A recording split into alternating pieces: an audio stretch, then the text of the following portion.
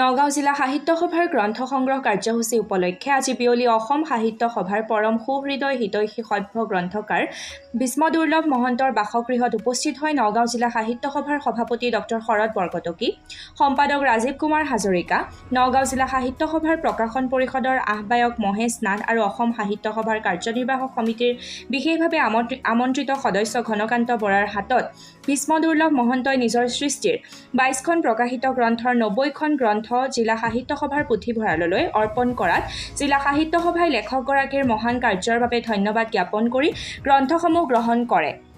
কঠীয়াতলিৰ পৰা ঘনকান্ত বৰাৰ ৰিপৰ্ট।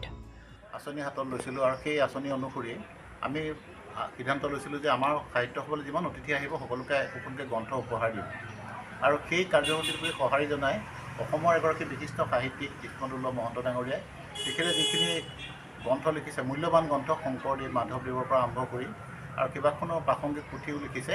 আটাইখিনি গ্ৰন্থ মুঠতে ৯০খন গ্ৰন্থ আমাৰ জিলা সাহিত্য সভাৰ হাতত, সম্পাদকৰ হাতত তেখেতে চম্ভাই দিছে। এইটো খুব ডাঙৰ কাম কৰিছে। তেখেতলৈ আমি ধন্যবাদ আৰু কৃতজ্ঞতা জনাইছোঁ যে অসমীয়া সাহিত্যৰ ভৱিষ্যতটো ৰক্ষা কৰাৰ ক্ষেত্ৰত তেখেতৰ যথেষ্ট অৱদান আছে আৰু ভাষাটো ৰক্ষা কৰিব সাহিত্যৰ যোগেদি, আৰু ক্ষেত্ৰত তেখেতৰ অৱদান আৰু যি গ্ৰন্থদান কৰিলে এই গ্ৰন্থদান বহুত মূল্যৱান বুলি আমি অনুভৱ কৰিছোঁ আৰু সাহিত্য সভাই তেখেতৰ প্ৰতি আমি কৃতজ্ঞতা জ্ঞাপন কৰিছোঁ। আশা ৰাখিছোঁ তেখেতৰ এই সাহিত্য ভৱিষ্যত আৰু উজ্জ্বল হ'ব, সেই কামনা কৰিছোঁ। আৰু ইতিমধ্যে তেখেতে আন্তৰ্জাতিক পৰ্যায়ত ইংৰাজী ভাষাটো গ্ৰন্থ লিখিছে আৰু সেই গ্ৰন্থসমূহ যাতে আগবাঢ়ি যায় সেইটো আমি শুভকামনা জনাইছোঁ।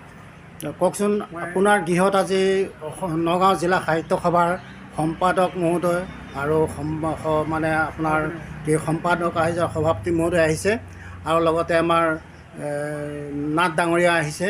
গতিকে ইয়াত আপুনি ৯০খন গ্ৰন্থ আপুনি উপহাৰ হিচাপে দিলে নগাঁও জিলা সাহিত্য সভাক।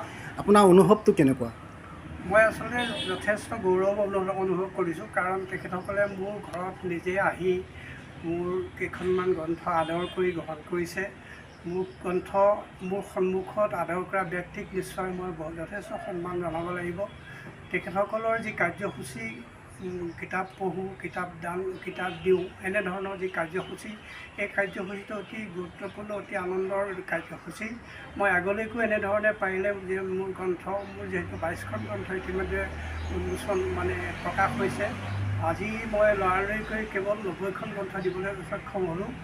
আগলৈকো মই এনেধৰণে গ্ৰন্থ দিম, আগতেও দিছোঁ। মই তেনেকৈ আমাৰ লাইব্ৰেৰীলৈ, সাহিত্য সভাৰ লাইব্ৰেৰীলৈ মই দিছোঁ।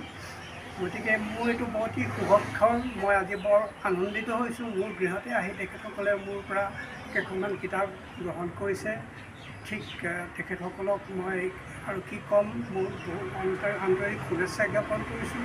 তেখেতসকলৰ প্ৰতি মই কৃতজ্ঞতা জ্ঞাপন কৰিছোঁ। তেখেতসকলে যি কৰ্ম আৰম্ভ কৰিছে, সাহিত্যৰ উত্তৰণৰ কাৰণে যি কামটো আগবাঢ়িছে, সেই গতি যাতে ভগৱন্তই আৰু বেছি প্ৰখৰ কৰি দিয়ে। তেখেতসকলে শক্তিৰে, গাৰ বলেৰে আৰু নিজৰ যোগ্যতাৰে তেখেতসকলে নিজৰ কাম কৰি যাওক, ভগৱানৰ ওচৰত প্ৰাৰ্থনা জনাইছোঁ।